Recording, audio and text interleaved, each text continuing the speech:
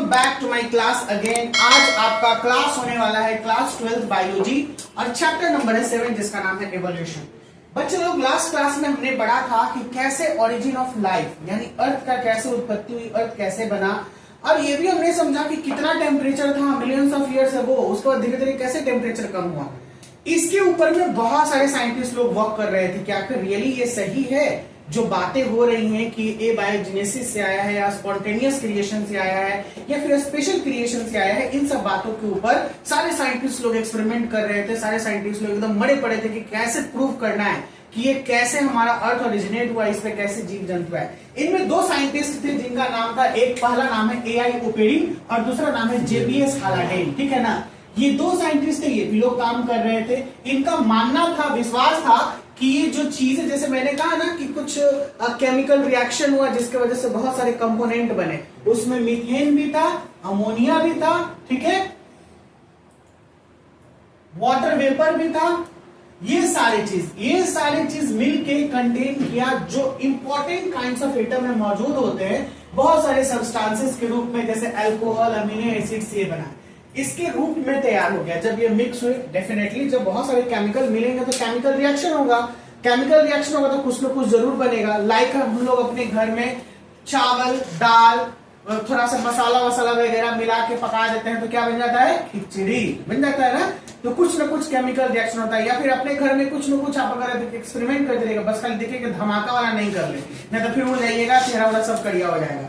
कुछ भी मिलाइएगा, जैसे हम लोग नमक चीनी मिलाते हैं तो नमक चीनी का घोल कुछ अलग टेस्ट आ जाता है, ठीक है, लेकिन वो भी हमारे मेटाबॉलिक एक्टिविटी शरीर के लिए अच्छा रहता है। अगर आपको घर में जैसे आपको डिहाइड्रेशन की कमी हो जाए, लूज मोशन हो गया, तो घरेलू नुस्खा यही होता है कि अगर तुरंत कुछ नहीं मिलता है इलेक्ट्रोल पाउडर, तो नमक चीनी पानी मिला के पी ले, ताकि हमारे जो बैलेंस है इलेक्ट्रोलाइट का वो क्या करे, कंप्लीट करे। समझ में आ रहा है? ये छोटी छोटी चीजें, नुस्खे, ये बहुत प्राचीन समय से चलती आ रही है, जो लोग जानते हैं। अभी ना इलेक्ट्रोल पाउडर आ गया, एनर्जल पाउडर आ गया कि घोल के तुरंत पी लेते हैं, घर में रखते हैं, जिससे हम लोग का एक्चुअल इलेक्ट्रोलाइट मिलता है। उसमें देखिए पीछे बहुत सारी चीज मिलते हैं, सोडियम लिखा होगा, क्लोरीन लिखा होगा, पोटेशियम लिखा होगा, ये सब चीज रहते हैं।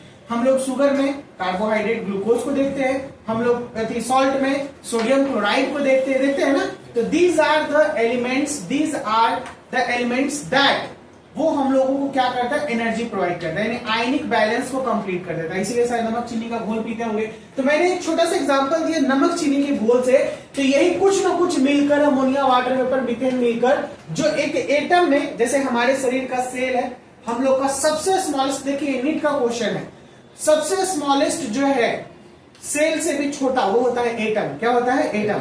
अगर आपके ऑप्शन में कहेगा कि which is the smallest element in this, तो अगर आपका ऑप्शन देगा सेल, अगर आपका ऑप्शन देगा एटम, अगर आपका ऑप्शन देगा टिश्यू, अगर आपका ऑप्शन देगा ऑर्गन, तो आपको क्या मारना है भैया, क्या मारिएगा, एटम मारिएगा। ठीक है ना, ये याद रखिएगा, नीट तक का क्वेश्चन पूछे हुए ये चीज, कंफ्यूज नहीं होना। सबसे smallest, the tiniest. Now accumulation of such organic compound within the ocean, इस प्रकार के ऑर्गेनिक कंपाउंड जब ओशियन में जमा हुए, लेक्स में, पॉन्ड्स में, पूल्स में, काफी लंबे समय तक, मिलियंस ऑफ ईयर्स अगो तक, तो इसने एक प्रकार का एक नया चीज बनाया जिसको बोला गया हॉट सूप। क्या बोला गया, हॉट सूप। डेफिनेटली कुछ केमिकल का बना हुआ है, गर्म है पानी, तो उसको क्या बोल दिया गया, हॉट सूप। और इसी हॉट सूप को डार्विन ने कहा डार्विन वार्म लिटिल पॉन्ड। ठीक है ना, इसी हॉट सूप को डार्विन जब काम कर रहे थे तो इन्होंने इसका नाम दिया डार्विन वार्म लिटिल पॉन्ड। कोई दिक्कत? यह स्मॉलर ऑर्गेनिक कंपाउंड इसमें मिले हुए थे जो कि कंबाइनेड together the form a larger organic compound. Definitely छोटे से ही मिलके बड़ा बनता है ना, ये एक एक मिलके क्या बना दिया, बड़ा। तो लार्जर ऑर्गेनिक कंपाउंड जिसमें बहुत सारे मैक्रो मॉलिक्यूल बने, पॉलीपेप्टाइड्स बना, प्रोटीन्स बना, न्यूक्लिक एसिड बना, कार्बोहाइड्रेट्स बने। These are all living component, जितने भी थे लिविंग कंपोनेंट में देखिएगा सब में मौजूद होगा। हमारे अंदर क्या है, कार्बोहाइड्रेट है, प्रोटीन है, फैट्स है, विटामिन है, जो हम लोग खाना खाते हैं वही चीज होगा ना हमारे अंदर, यही चीज। These compounds then interacted to produce first living cell। ये कंपाउंड जब आपस में मिला तो पहला लिविंग सेल बना। क्या बना, फर्स्ट लिविंग सेल तैयार हुआ भैया। क्या बना, फर्स्ट लिविंग सेल। और सो अकॉर्डिंग टू देम, इनके अनुसार the first living cell arose from, जो सबसे पहला लिविंग सेल ये आया, कहां से आया, सिंपल इनऑर्गेनिक और ऑर्गेनिक नॉन लिविंग एलिमेंट से।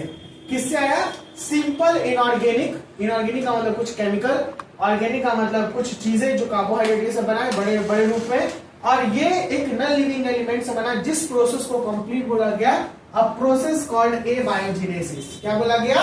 एबायोजेनेसिस, यानी बिना लाइफ के कुछ ऐसा प्रोसेस हुआ, कुछ केमिकल रिएक्शन हुआ जिसमें बहुत सारे एलिमेंट मिलके कुछ ऐसे तत्व बनाए जहां से सबसे पहला सिंपल सेल, लिविंग ऑर्गेनिज्म वाला सेल बना। सिंपल ऑर्गेनिज्म, हालांकि ये उस समय में भी अगर देखा जाए तो उसको कंप्लीट लिविंग हम लोग नहीं मानते थे। सबसे पहला जो सेल आया था वो था कोइजरवेट्स। क्या था? कोइजरवेट्स। ठीक है, ये क्लास 11th में होता है और आगे जाके भी शायद पढ़िएगा। The energy for such chemical reaction, अब कहिएगा सर इस सब टोटल केमिकल रिएक्शन के लिए एनर्जी कहां से आता होगा, क्योंकि कोई भी केमिकल रिएक्शन के लिए एनर्जी खर्च होता है, आपको पता है। तो ये एनर्जी कहां से आता था? तो must have come from the heat, या तो ये हीट से आता होगा बिल्कुल, और नहीं तो एटमॉस्फेयर में जो इलेक्ट्रिकल एनर्जी काम करता था लाइटनिंग के थ्रू, क्योंकि बारिश हो रही थी, थंडर हो रहा था, तो लाइटनिंग तो जरूर हो रहा होगा ना, तो उसके थ्रू ये एनर्जी आता होगा। बाउंस किया क्या?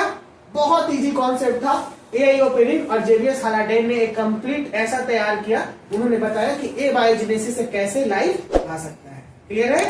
चलिए इसके नेक्स्ट डिसीजन को लेते हैं।